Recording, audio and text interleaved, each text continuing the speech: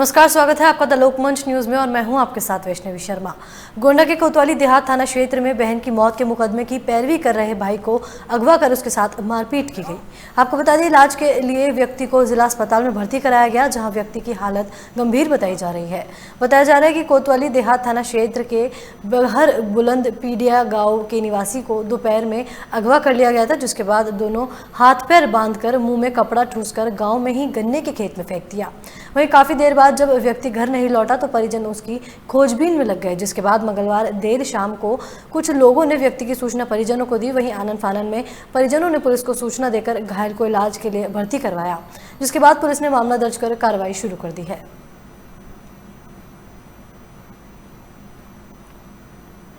Police का सूचना दिन 100 नंबर पहले मिले के 10 मिनट आधा घंटा 1 घंटा पहले पुलिस का बलान है 100 नंबर। वो आए हैं, पहले हाली फोन नहीं उठावत रही तै के आए हैं और ओकरे बाद कही जाओ कोतवाली। हम लोग कोतवाली वहाँ से आपके लड़के को कौन उठा के लेके गया? पुलिस लेकर के आई? नहीं, हम लोग अपना लेके आए हैं, अपना लेके थाने में गए, थाने से फिर यहाँ आए हैं। इस बीच बाराबंकी से समय की बड़ी खबर आपको बता दें कि चोरों के हौसले लगातार बुलंद होते नजर आ रहे हैं, जहां गारमेंट्स की दुकान में चोरों ने चोरी का प्रयास किया है। आपको बता दें कि पुलिस ने चोरों पर लगाम लगाने में नाकाम रहे हैं। वहीं बताया जा रहा है कि इससे पहले भी चोरी की वारदात को अंजाम दे चुके हैं चोर, जिसके बाद बताया जा रहा है कि मसौली थाना क्षेत्र के गारमेंट्स की दुकान का मामला है, जहां चोरों ने एक चोरी करने का प्रयास किया था। बताया जा रहा है कि पुलिस चोरों पर लगाम लगाने में नाकाम हो रही है, जिसके बाद दिन प्रतिदिन चोरों के हौसले बुलंद होते नजर आ रहे हैं। जैसा कि आप देख सकते हैं कि ये पूरा मामला बाराबंकी का है, जहां चोरों के हौसले लगातार बुलंद होते जा रहे हैं, जिसके बाद देखा जा सकता है कि गारमेंट्स की दुकान में चोरों ने चोरी का प्रयास किया है।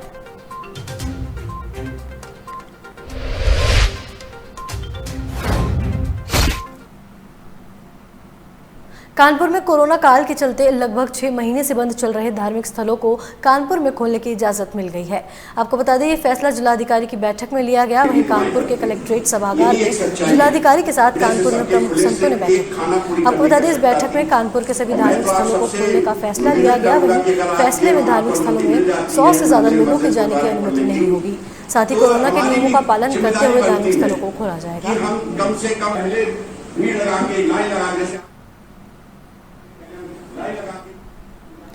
आपको बता दें कि 100 से ज़्यादा लोग नहीं कर सकेंगे धार्मिक स्थलों पर प्रवेश। वहीं बताया जा रहा है कि धार्मिक स्थलों को खोलने के लिए इजाज़त मिल चुकी है। बताया जा रहा है कि प्रमुख स्थलों को खोलने के लिए संतों ने बैठक की थी, जिसमें धार्मिक स्थलों को खोलने के लिए फैसला लिया गया, जिसके बाद बताया जा रहा है कि धार्मिक स्थलों पर 100 से ज़्यादा लोग प्रवेश नहीं कर सकेंगे। बगैर अल्कोहल सैनिटाइज़र जो हैं वो मस्जिदों में इस्तेमाल होंगे, क्योंकि अल्कोहल हमारे यहाँ आराम है, अल्कोहल का इस्तेमाल नहीं कर सकते हैं। इसलिए हम गैर अल्कोहल सैनिटाइज़र का इस्तेमाल मस्जिदों में रखाएंगे और नहीं तो साबुन की व्यवस्था की जाएगी हाथ धोने के लिए, क्योंकि हमारे यहाँ वज़ू के बगैर नमाज नहीं होती है, तो 5 वक्त की नमाज होती है। पिछले 6 महीनों से सभी धार्मिक स्थल बंद थे, परंतु बंद रहने के बाद भी कोविड-19 में हम लोग किसी प्रकार का नियंत्रण प्राप्त नहीं कर पाए। तो सभी ने एक स्वर से कहा कि हम लोग अब हम परमात्मा को, ईश्वर को, भगवान को, वाहेगुरु को, जीसस को, अल्लाह को प्रसन्न करें, उनकी इबादत करें, उनकी पूजा करें, बंदगी करें, दुआ करें, ताकि ये कोरोना रूपी महामारी जो हमारे कानपुर, हमारे राज्य, हमारे देश से बाहर चली जाए, जहाँ से आई वुहान चाइना से वहीं लौट जाए। इसलिए अब माननीय जिलाधिकारी ने हम सभी के आग्रह को स्वीकार किया है और उन्होंने आज से ही सारे मठ, मंदिर, मस्जिद, गुरुद्वारे, चर्च खोलने की अनुमति दी है। हम सभी लोग यहाँ से जाकर के विधिवत भगवान की पूजा करने जा रहे हैं। आज ही हम लोग मंदिर। कासगंज में मंडी शुल्क के विरोध में गल्ला मंडी के व्यापारियों की 5 दिवसीय हड़ताल का असर दूसरे दिन भी जारी रहा। इस कारण गल्ला मंडी में व्यापार पूरी तरह बंद रहा। वहीं हड़ताल के दूसरे दिन कासगंज जनपद की मंडी समितियों की 10 लाख रुपए की आय प्रभावित हुई।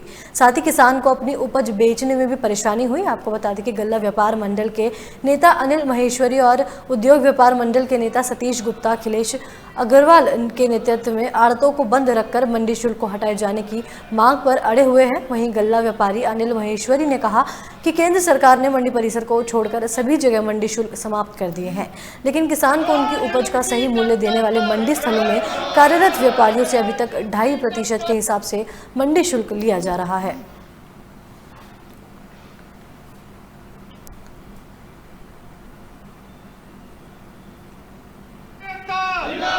मंडी एकता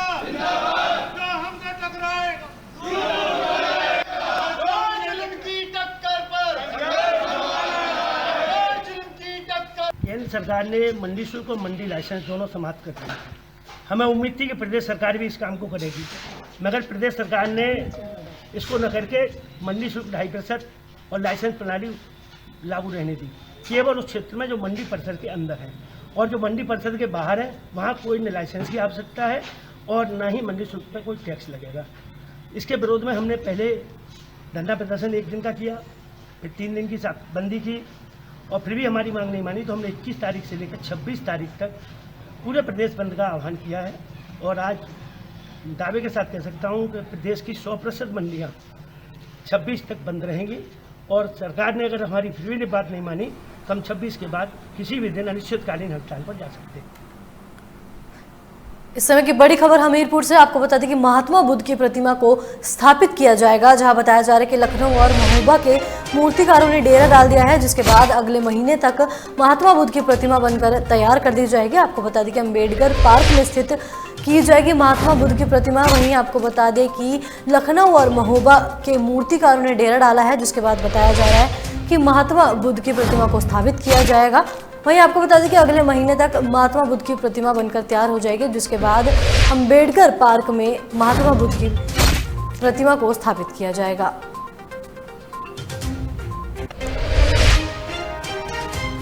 वहीं इस समय की बड़ी खबर आपको बता दें कि हमीरपुर से है, जहां महात्मा बुद्ध की प्रतिमा को स्थापित करने के लिए लखनऊ और महोबा के मूर्तिकार डेरा डाले हुए हैं। वही बताया जा रहा है कि अगले महीने तक महात्मा बुद्ध की प्रतिमा तैयार हो जाएगी, इसके बाद अम्बेडकर पार्क में प्रतिमा को स्थापित किया जाएगा।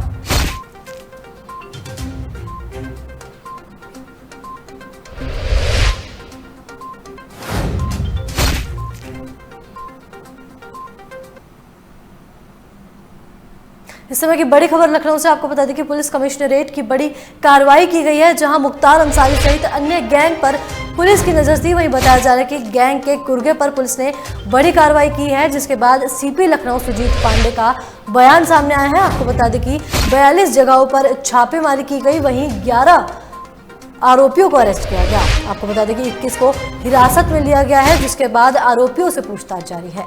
आपको बता दें कि मुख्तार गैंग का गुड्डू गैस वाला सहित कई गिरफ्तार कर लिए गए हैं। वही बताया जा रहा है कि इस समय की बड़ी खबर लखनऊ से है, जहां आपको बता दें कि मुख्तार अंसारी सहित अन्य गैंग पर पुलिस ने नजर रखी हुई थी, जिसके बाद गैंग के गुर्गों पर पुलिस ने बड़ी कार्रवाई की है।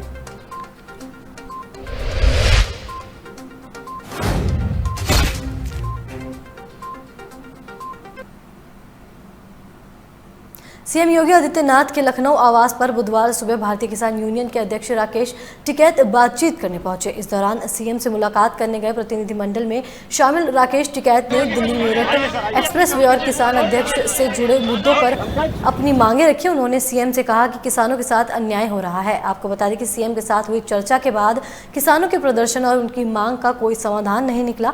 वहीं भारतीय किसान यूनियन के अध्यक्ष राकेश टिकैत ने अपनी मांगों को लेकर 25 सितंबर को देशव्यापी आंदोलन करने की सरकार को चेतावनी दी है। अगर मुख्यमंत्री ने आश्वासन दिया है तो भारतीय किसान यूनियन जहां पे प्राइवेट मंडियां खरीद करेगी वहां पे एमएसपी से नीचे पे खरीद नहीं होने देंगे। वहां पे हमारे लोग शामिल रहेंगे, खड़े रहेंगे और उसके नीचे प्रदेश में अब खरीद नहीं होगी। और यही हमारा पूरे देश भर में है।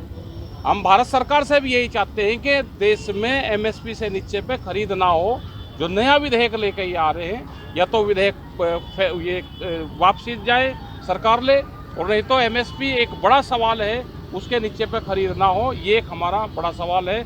मुख्यमंत्री से इन संबंध में बातचीत हुई है। अध्यक्ष जी, अगर मुख्यमंत्री जी ने आश्वासन दिया है तो बिल में इस बात का जिक्र क्यों नहीं है? बिल में नहीं दिया, उन्होंने कहा है कि हम दे रहे हैं अभी, क्योंकि ये तो बिल तो भारत सरकार का है। ये स्टेट में हमने कहा है कि आप स्टेट में इसको लागू करें, और स्टेट नहीं होगा तो कम से कम ये देश का पहला स्टेट एक ऐसा बनेगा कि जिसमें खरीद एमएसपी से नीचे पे नहीं होगी। अब लीगल क्या है ये तो मुख्यमंत्री जी उनका स्टाफ को बता सकते हैं। इस समय की बड़ी खबर बाराबंकी से। आपको बता दें कि सरयू नदी में कटान का कहर लगातार जारी है, जिसके बाद नदी के पास बसे गांव में तबाही मची हुई है। आपको बता दें कि तेज कटान के चलते नदी में समा चुके हैं दर्जनों घर, जिसके बाद आपको बता दें कि बाढ़ पीड़ितों पर कटान का कहर जारी है। आपको बता दें कि सिरौली गौसपुर के तेलवारी गांव का पूरा मामला है, जहां आपको बता दें कि सरयू नदी में कटान का कहर लगातार जारी देखने को मिल रहा है। वहीं बताया जा रहा है कि तेज कटान के चलते नदी में कई दर्जनों घर समा चुके हैं।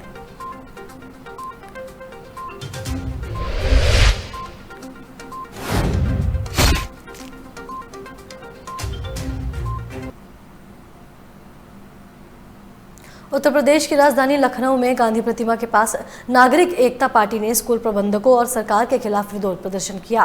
पार्टी ने विरोध करते हुए कहा कि कोरोना काल में बच्चों की स्कूल फीस आधी करना स्कूल प्रबंधकों और सरकार की नैतिक जिम्मेदारी है। दरअसल पार्टी की तरफ से बयान दिया गया कि कोरोना काल में लोग तरह तरह की कठिनाइयों का सामना कर रहे हैं। आर्थिक तंगी के कारण जगह जगह से लोगों की आत्महत्या की खबर सामने आई है। ऐसे में अभिभावकों के लिए फीस जमा करने का आदेश लोगों के लिए सिरदर्द बना हुआ है। एक मिनट ये नहीं थे, ये प्रदर्शन नहीं थे।